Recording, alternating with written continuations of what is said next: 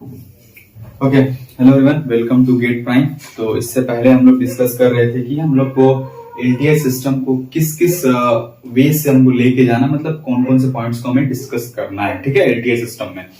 तो आज हम लोग डिस्कस करेंगे, मैंने आपको बताया था, पहले ट्रांसफर फंक्शन मॉडल करेंगे, फिर impulse response, then after questions on transfer function, then after question on impulse response, conditions of linearity, stability वगैरह का कंडीशंस, फिर उसके बाद डिस्टॉर्शन डिस्कस करने वाले थे हम लोग। कल हमने आपको बताया था, ठीक है, इससे प्रीवियस लेक्चर में।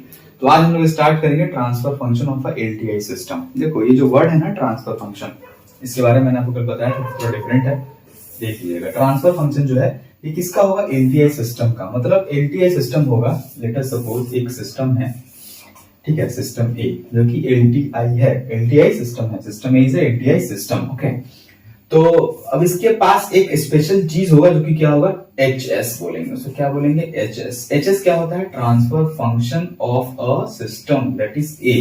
Transfer function system A, that A system is a linear time invariant system that is LTI system.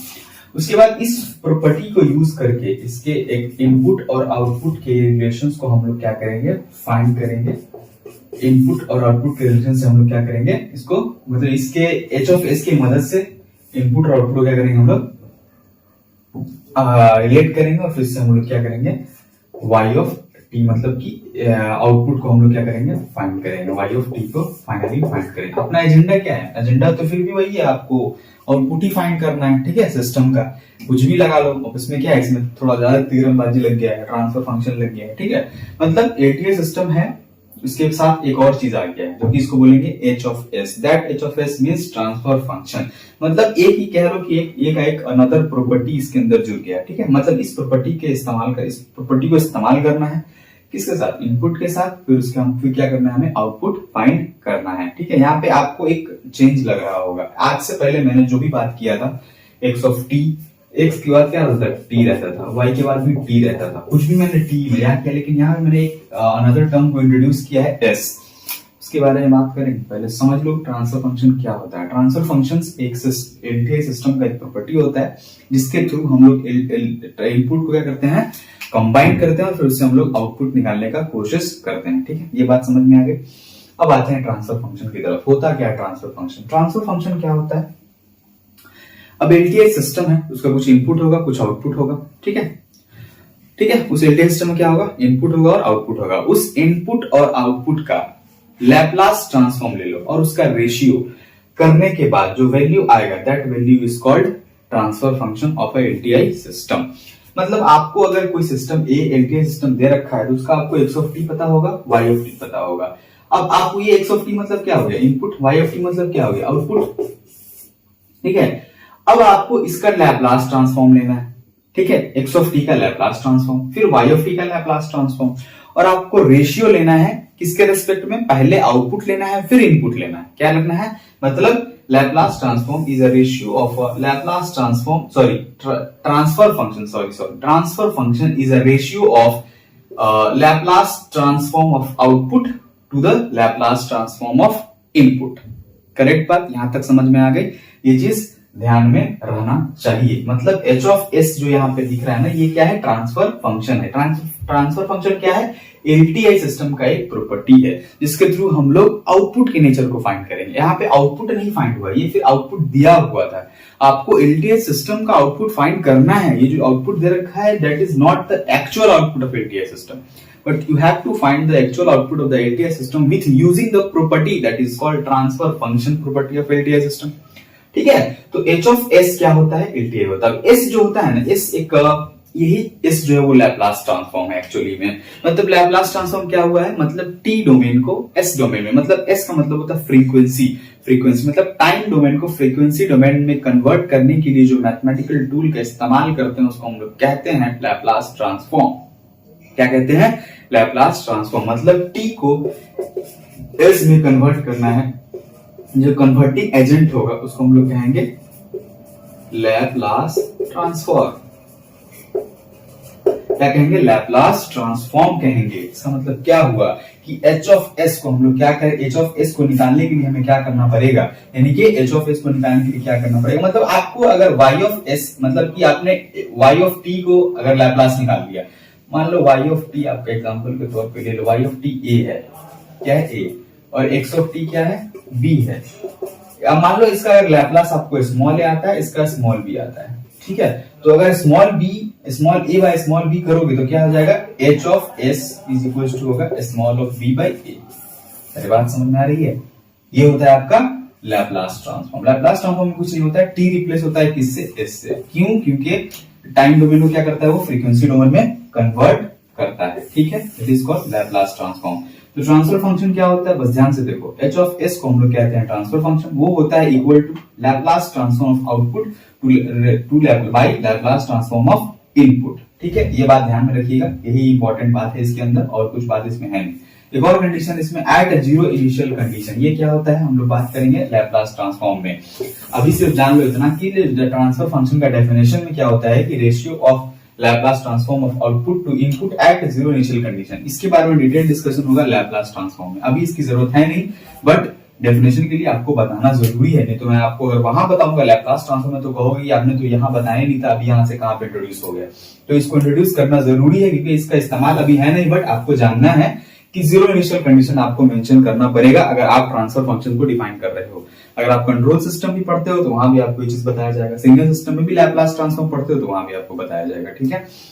तो इसमें याद रखने वाली कौन सी बात है, बात क्या है कि आपको बस ध्यान रखना है, एक लैप्लास ट्रांसफॉर्म जो कि एक मैथमेटिकल टूल है जो टाइम डोमेन को फ्रीक्वेंसी डोमेन में कन्वर्ट करता है, मतलब सिंपल भाषा में t को s में चेंज कर देता है, ठीक। ये बात समझ में आ गई। उसके बाद ट्रांसफर फंक्शन क्या होता है, एलटीआई सिस्टम को प्रॉपर्टी होता है, उसको हम लोग इनपुट से क्या करते हैं, रिलेट करके आउटपुट को फाइंड कर देते हैं। अब ट्रांसफर फंक्शन होता क्या है, तो ratio of the Laplace transform of output to the input, ठीक है। ये हुआ आपका transfer function of a LTI system.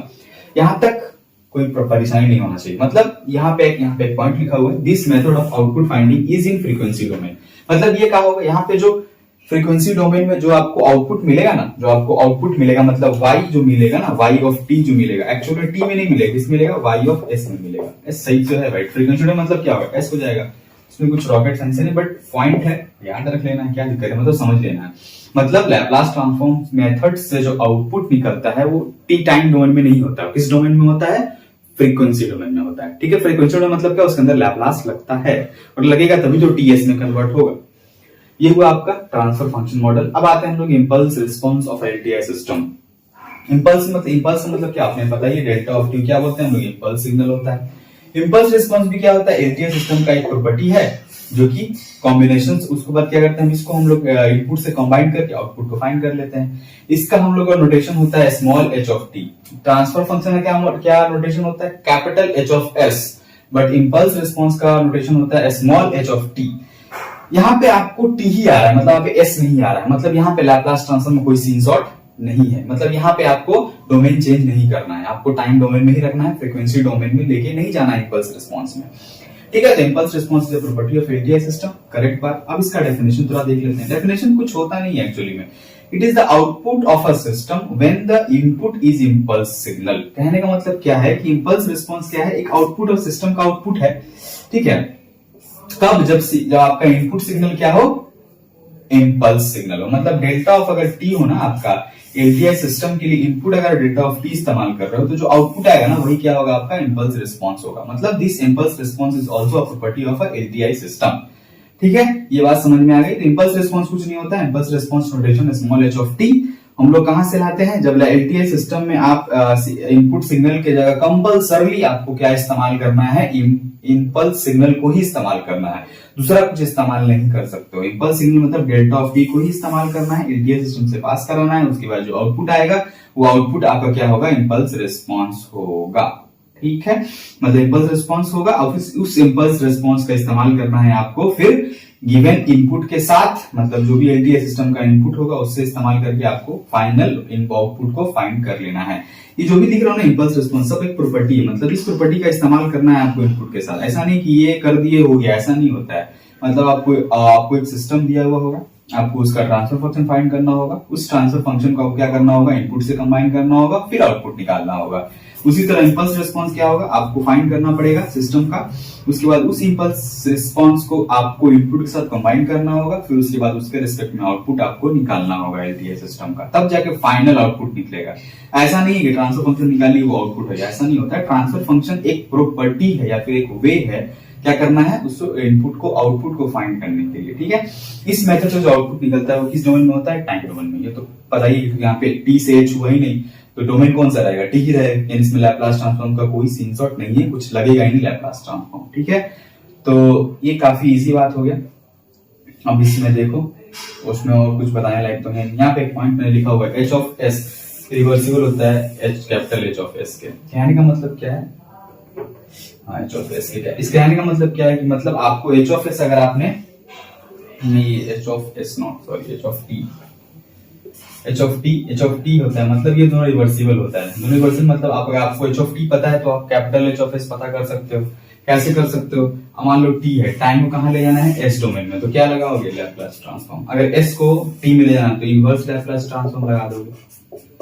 ये जो टर्म सब लिखा है ना सब बताया जाएगा, ऐसा नहीं है कि सिर्फ बता दिए लिख दिया, ऐसा नहीं, मतलब ये पहले बताने का पॉइंट ये है कि अगर आपको कोई एच ऑफ टी डोमेन में आ रहा है, बोलेगा हमको इस डोमेन में नहीं चाहिए आंसर, हमको फ्रीक्वेंसी डोमेन में चाहिए, हमको टाइम डोमेन में आंसर नहीं चाहिए, तो आपको लैप्लास ट्रांसफॉर्म लगा देना है। अब आपको आपका आंसर आया फ्रीक्वेंसी डोमेन में, वो बोलता है हमको फ्रीक्वेंसी में नहीं चाहिए, हमको टाइम में चाहिए, तो क्या करो, इनवर्स लैप्लास ट्रांसफॉर्म लगा के उसको टाइम डोमेन में ले आओ।